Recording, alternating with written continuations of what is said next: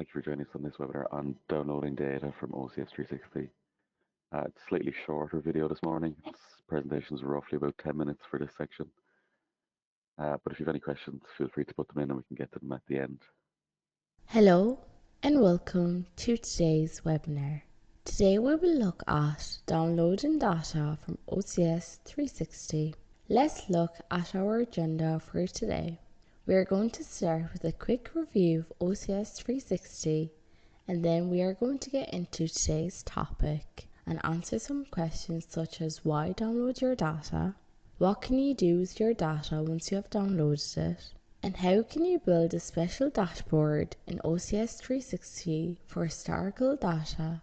And there will be demonstrations throughout, and we will finish with a Q&A session. Here is a quick review of OCS360 Cloud Service. It is a new cloud service from Horner, making it as easy as possible to push data from a PLC-like device, in this case the Horner OCS, to the cloud using a special version of MQTT that is built into the Prime and the Canvas controllers and require no extra licensing. With OCS360, you get data recorded up to 5 years, dashboarding and alarm annunciation and notifications. And now for today's topic, why download data from OCS360? You might have irregularity reasons for downloading a copy of your data. You might need to do some customer reports. They might want to have proof of your production process while you are manufacturing their components. For instance, you may need it for quality control programs, for productions, control reports and planning. Now what can you do with the data once you have downloaded it? There are a few different things. You can load it into Excel for quick and simple charting and calculations, but you could also load it into a database. You can also feed it into a report. You can also just take the data, you download it, and then supply it as it is in a CSV format. Now, if you're building a special dashboard for historical data, and that is what we are going to talk about in today's presentation, a technique that you can follow in which you can build a special dashboard where the data is ready to be downloaded at any time.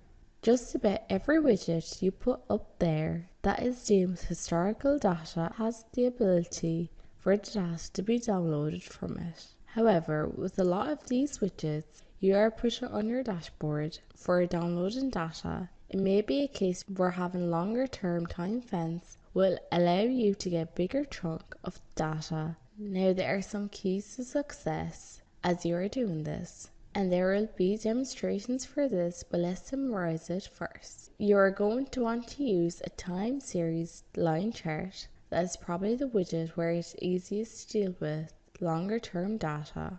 And when you are configuring that time series line chart, you are going to want to use advanced mode, not basic mode. You are going to want to use the widget time window, not the default of the dashboard time window. And you are going to want to set that time window to a long period of time, say 30 days or so.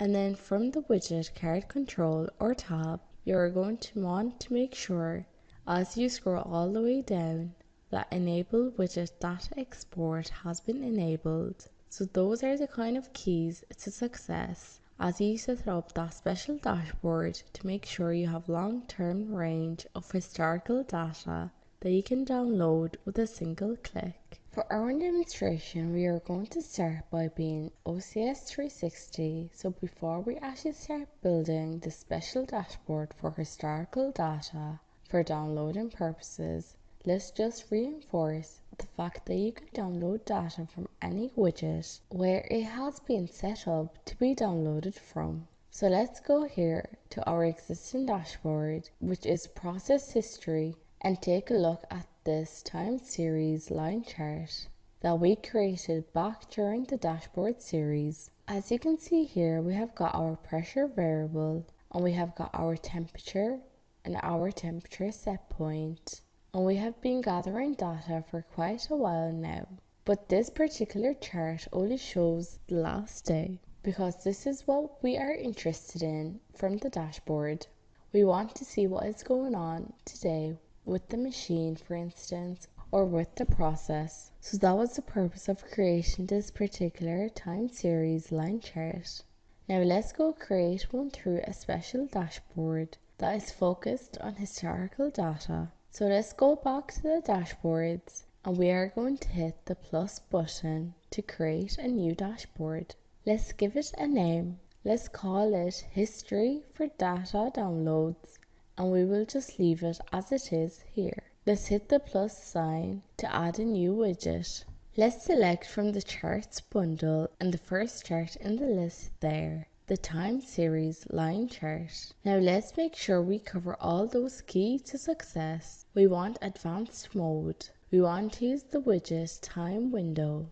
So those are the two things we want to establish, and we want our time fence to be a longer time period. Let's go ahead and select all the way out to 30 days. So this is our current maximum. There is a data aggregation function. So if you leave this at the default of the average, you are not going to get every single piece of data that was pushed to the OCS360. It is going to aggregate some of it, for example 2 hours average. So you will still get a lot of data, but it will not be every single data point. So if you want every single data point, you need to change the data aggregation down here to none. And then you can decide if you want to limit the size of the spreadsheet to a certain number of values. You can do that here. But that is the other little key to success. So let's hit update here. Now let's start adding in the data points that we want to include in this time series line chart. Now there are a couple of different approaches you can take here. One approach would be putting all the data that we are interested in into a single chart, and then you would have a single download. Another approach might be building a series or several of these time series line charts, and then we can have it pre-sorted by the data that we are interested in into different categories. Let's go and put these same 3 variables on this particular time series data chart. So we have to select our device, which is our Epoxy-Matic. This is the OCS that is pushing data, and there could be several. Let's go ahead and get rid of the default data key, and let's select temperature, and let's get the temperature set point, and let's get the pressure. So we have added this to the chart. Now let's go to our widget card. Let's change the title. Let's call this historical process data. And the key function here is, this is where we want to scroll down on the widget card and make sure that we have enabled widget data export. That way we will have a single button we can press to make that happen. Now we will hit add, and it is bringing in this data, and as you can see here, there is a lot of data packed into this chart. Let's go ahead and hit save. That is when we get our export widget data button to appear, and that is going to give us the opportunity to press that anytime we want to download all the data for the last 30 days. Let's go ahead and do that now. So it has downloaded the latest data, and you can see we have done some previous downloading. Now that we have done that step, now what we can do with all that data, we can use it as it is, send it off to another department in a CSV form. We can use it to build reports. We can throw it in a database. There's a lot we can do with it.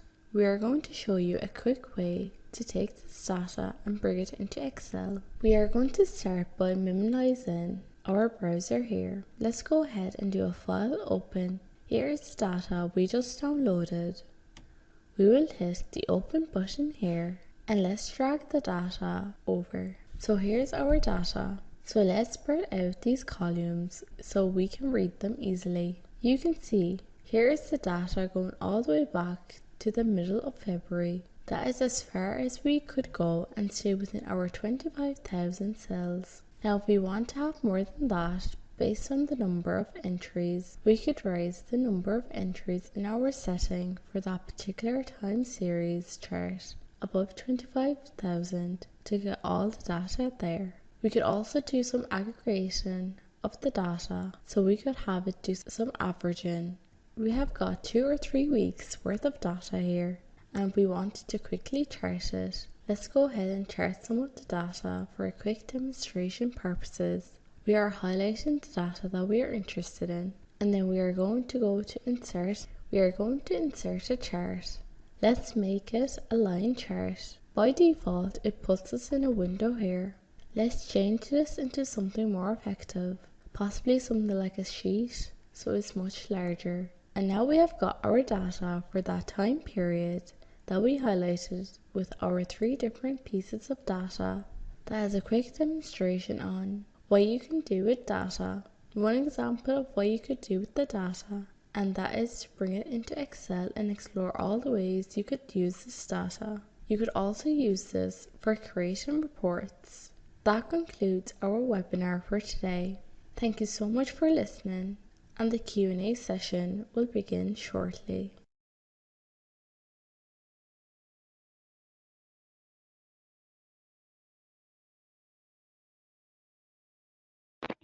Okay, relatively short one this morning. We are going to continue on our OCS360 run webinars next week with rule chains. So that link should be up if you want to register for that, and then it'll be the same time as always. Okay, I don't see any questions coming in, so I think we can leave it there. Thank you all for joining this morning, and we hope to see you again.